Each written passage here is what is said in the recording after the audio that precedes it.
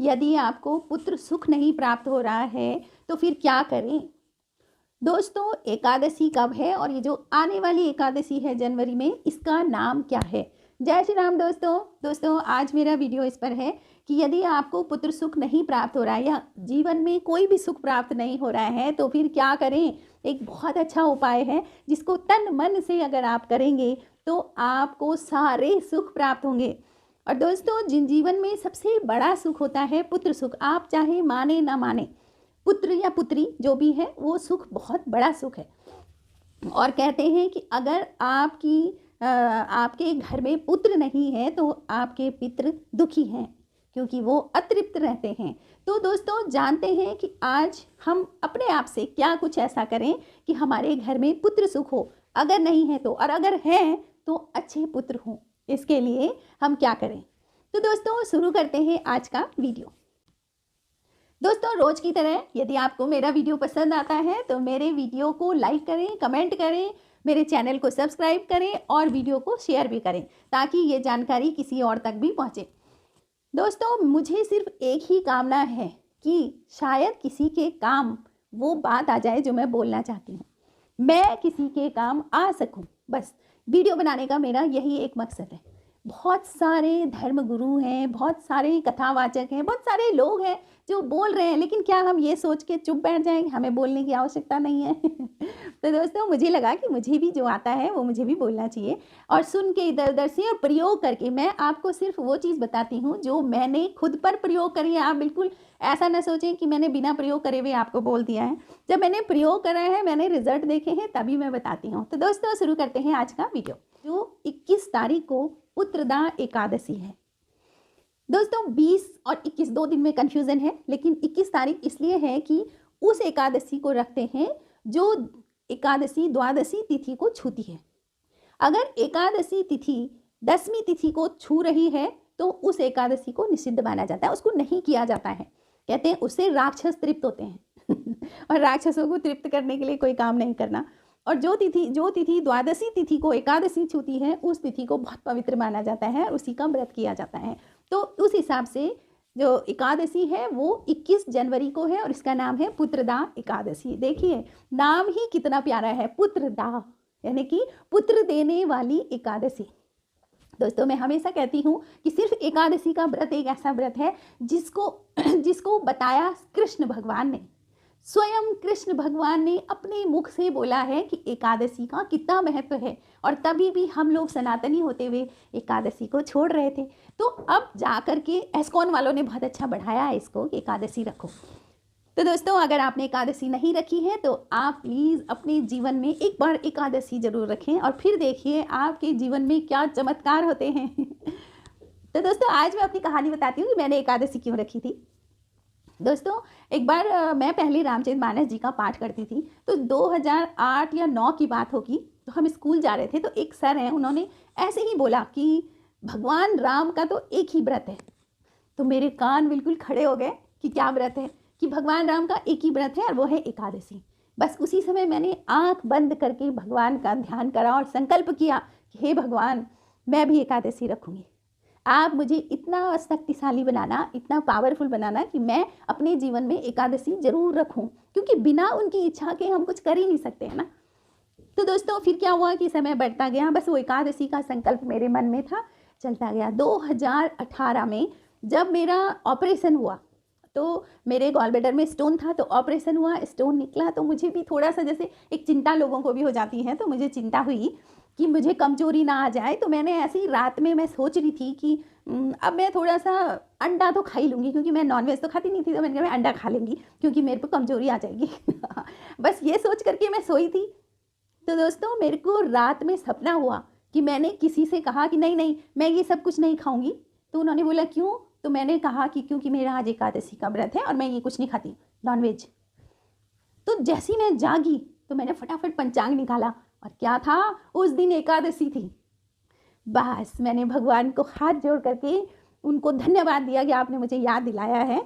और उसके बाद मैंने फिर संकल्प करके, देव उठनी एकादशी के बाद आती है उत्पन्ना एकादशी, और उस उत्पन्ना एकादशी से ही जिसको भी व्रत शुरू करने होते हैं एकादशी के, उस दिन से करते हैं।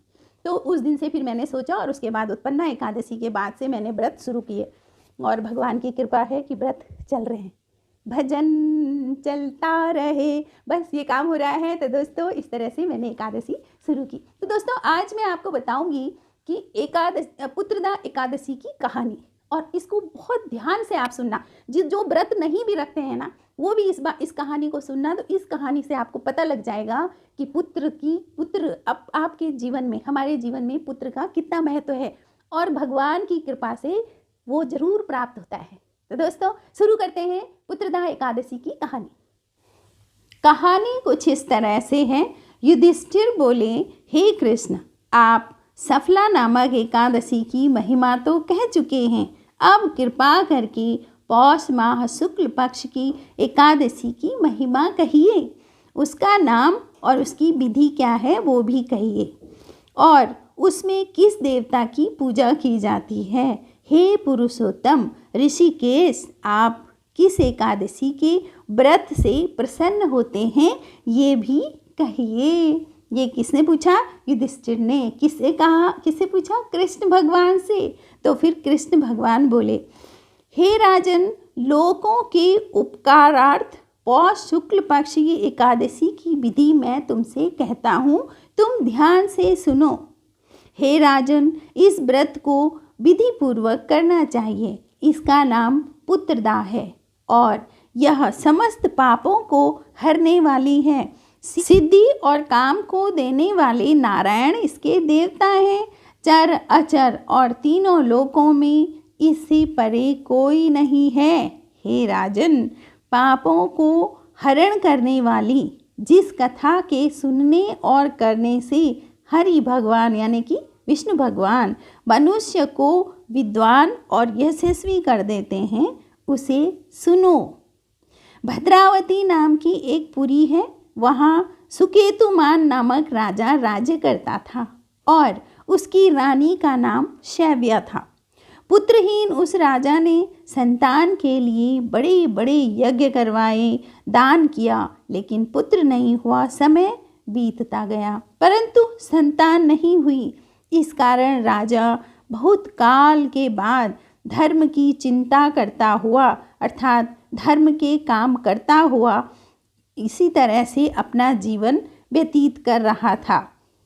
राजा हमेशा इसी चिंता में लगा रहता था कि किस भांति संतति पैदा करूं और क्या करूं और कहाँ जाऊं। उसे राष्ट्र और पुर में कहीं भी सुख नहीं दिखाई दिया। इसी से अपनी पत्नी शैव्या सहित प्रतिदिन दुखी रहता था।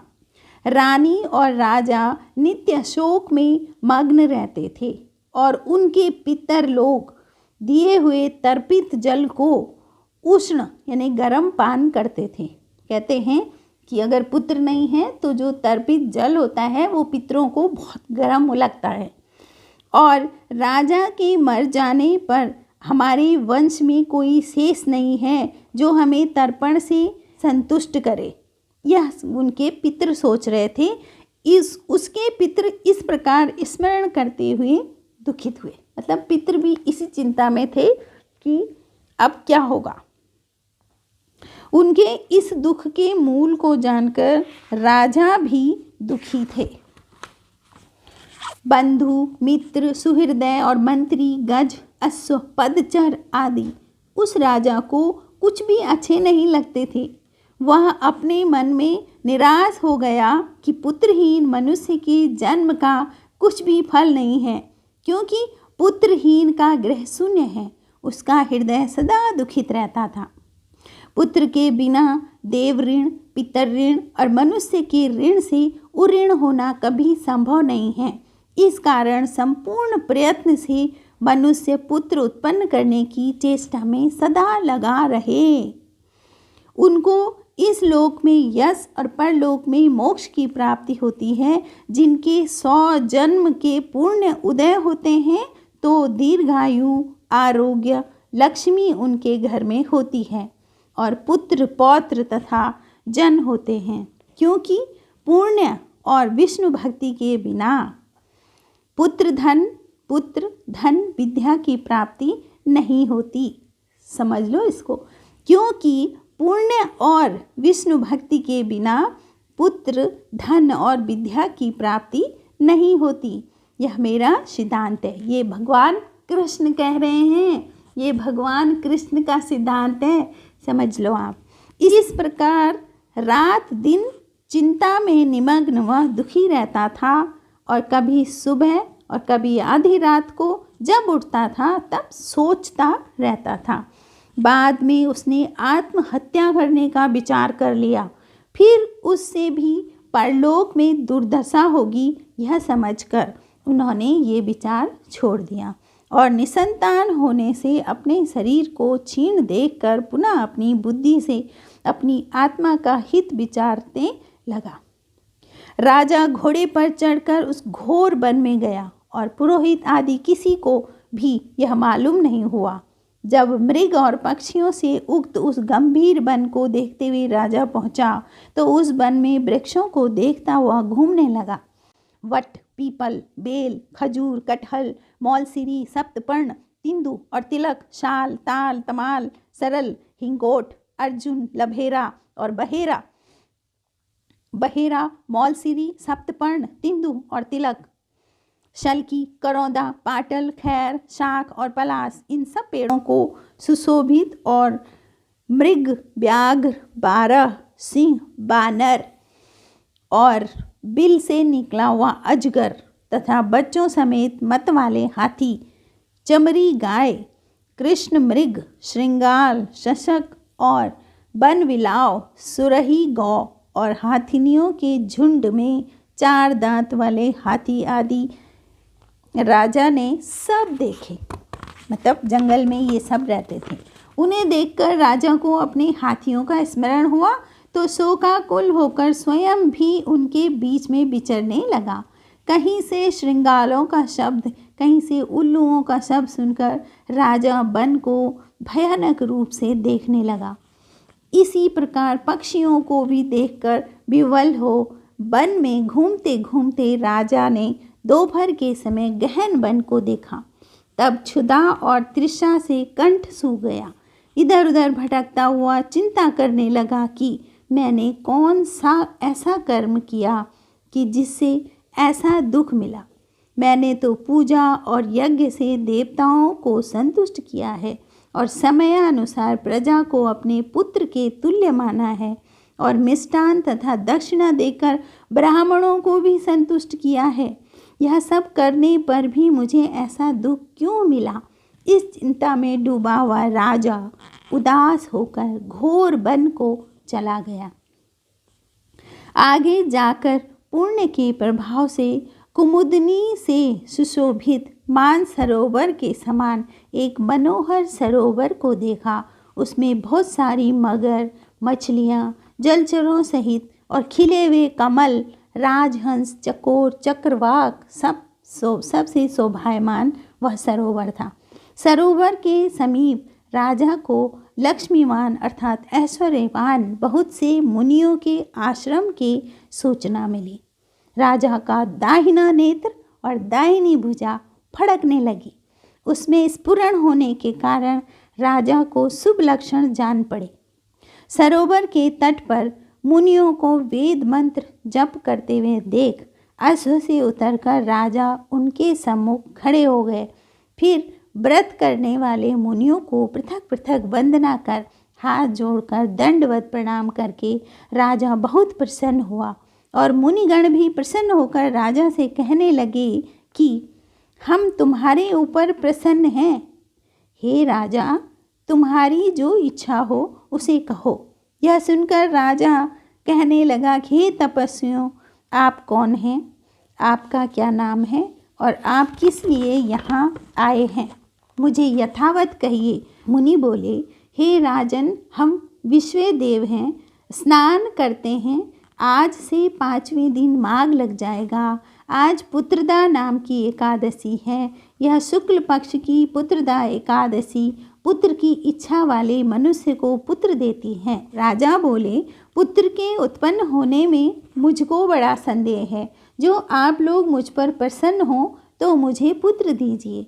मुनि बोले, हे राजन, आज ही के दिन पुत्रदा नाम की विख्यात एकादशी है। आज इसका व्रत करिए।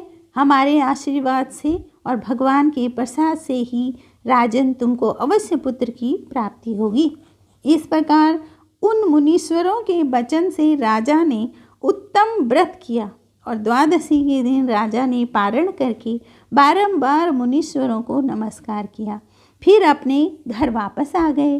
कुछ समय बाद राजा की पत्नी गर्भवती हुई और मुनीश्वरों के आशीर्वाद और व्रत के पुण्य से रानी को एक पुत्र की प्राप्ति हुई और समय पर तेजस्वी और पुण्य कर्म करने वाला पुत्र उत्पन्न हुआ।